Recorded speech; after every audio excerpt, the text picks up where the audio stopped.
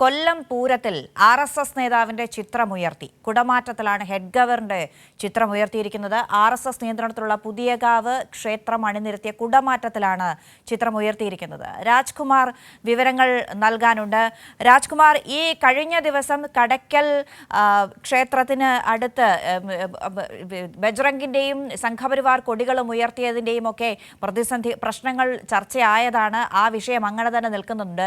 കൊല്ലത്ത് ഇത് തുടർച്ചയായ സംഭവമാണ്. ഹെഡ് ഗവർണറുടെ വിഷയത്തിൽ പാലക്കാട് നൈപുണ്യ വികസന കേന്ദ്രത്തിന് ആ പേര് കൊടുക്കണമെന്നുള്ള ആഹ്വാനം ചെയ്തുകൊണ്ടുള്ള പ്രതിഷേധങ്ങളൊക്കെ നടക്കുന്ന ഒരു പശ്ചാത്തലം അപ്പുറത്തുണ്ട്.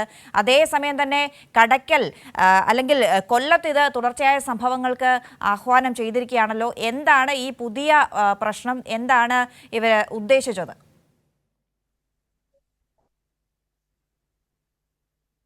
30 വർഷമായി 3 പതിറ്റാണ്ടായിട്ട് കൊല്ലത്ത് നടക്കുന്ന ഒരു വലിയ ഉത്സവമാണ് കൊല്ലം പൂരം. അത് തൃശ്ശൂർ പൂരത്തെ അതിന് സമാനമായ രീതിയിൽ ഒരിക്കലും തൃശ്ശൂർ പൂരത്തെ നമുക്കത് കമ്പയർ ചെയ്യാൻ പറ്റില്ലെങ്കിൽ പോലും അവിടെ നടക്കുന്ന ആ നടപടികളും മറ്റു കാര്യങ്ങളും അതേപോലെ തന്നെ ഇപ്പുറത്തേക്ക് കൊല്ലത്ത് ആശ്രമം മൈതാനത്ത് നടത്തുന്ന ഒരു പരിപാടിയായിരുന്നു കൊല്ലം പൂരം. അതൊരു ദേശീയ ഉത്സവമാക്കി മാറ്റാനും വിനോദസഞ്ചാര മേഖലയ്ക്ക് കരുത്ത് പകരുന്നതും ഒക്കെയായിരുന്നു. ആചാരാനുഷ്ഠാനങ്ങളും കൂടി തന്നെയാണ് ഇത് ചെയ്തു വന്നത്.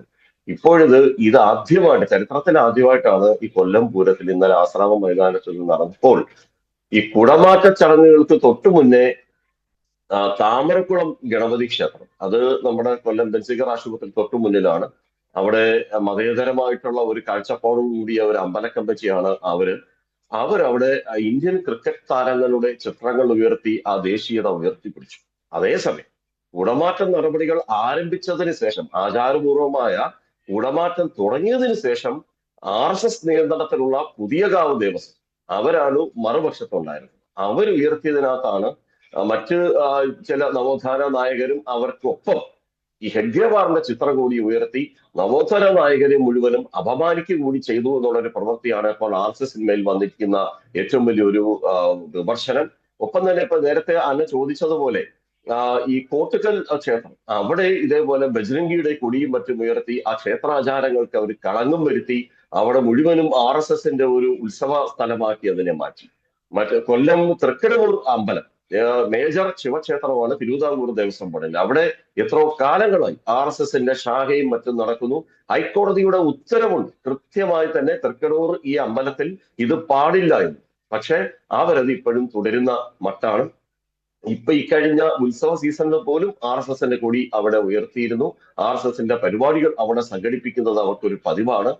ആരെങ്കിലും അതിനെ ചോദ്യം ചെയ്താൽ അവരെ കായികമായി കൈകാര്യം ചെയ്യുന്ന നിലയിലേക്ക് അവർ പോകുന്ന ഒരു നിലപാടും RSS സ്വീകരിച്ചു വരുന്നതാണ്. അപ്പൊ ഏറ്റവും ഒടുവിലാണ് ഇപ്പോൾ കൊല്ലം പൂരം.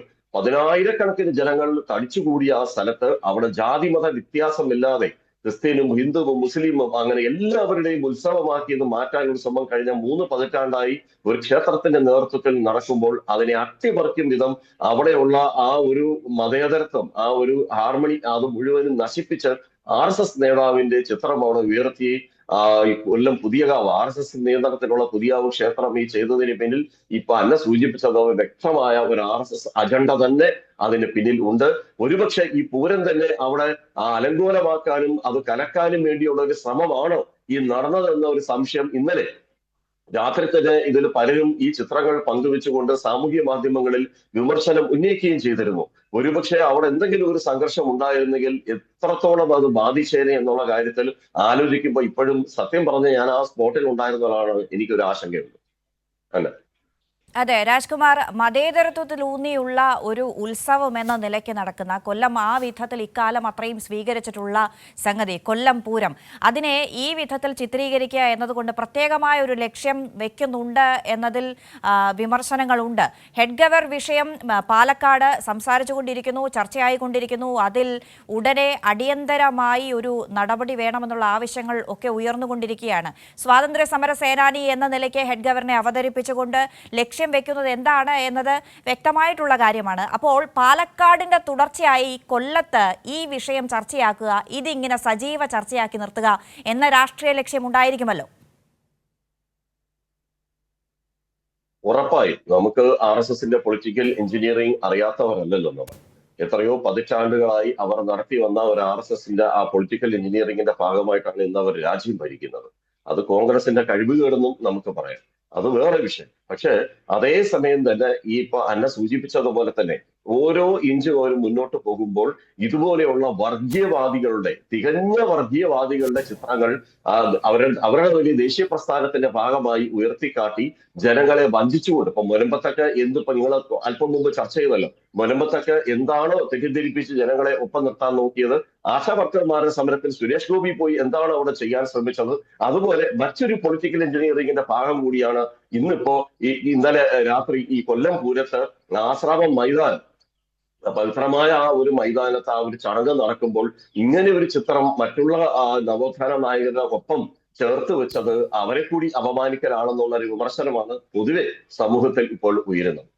അല്ല, യെസ്, രാജ്കുമാറാണ് വിവരങ്ങൾ നൽകിയത് കൊല്ലത്ത് നിന്ന്. കൊല്ലം പൂരത്തിൻ്റെ RSS നേതാവിൻ്റെ ചിത്രമുയർത്തി ഹെഡ്ഗവർ വിഷയം ഇങ്ങനെ ചർച്ചയാക്കുക എന്ന സജീവമായ ലക്ഷ്യം RSSനുണ്ട് എന്ന് വ്യക്തമാവുകയാണ്. പാലക്കാട് നൈപുണി വികസന കേന്ദ്രത്തിന് ഹെഡ്ഗവറിൻ്റെ പേര് നൽകണം എന്നാവശ്യപ്പെട്ടുകൊണ്ടുള്ള ചർച്ചകൾ അവരിങ്ങനെ ഉയർത്തിക്കൊണ്ടിരിക്കുന്ന സമയത്താണ്. പക്ഷേ കൊല്ലത്ത് ഇത് തുടർച്ചയായ മൂന്നാമത്തെ സംഭവമാണ്.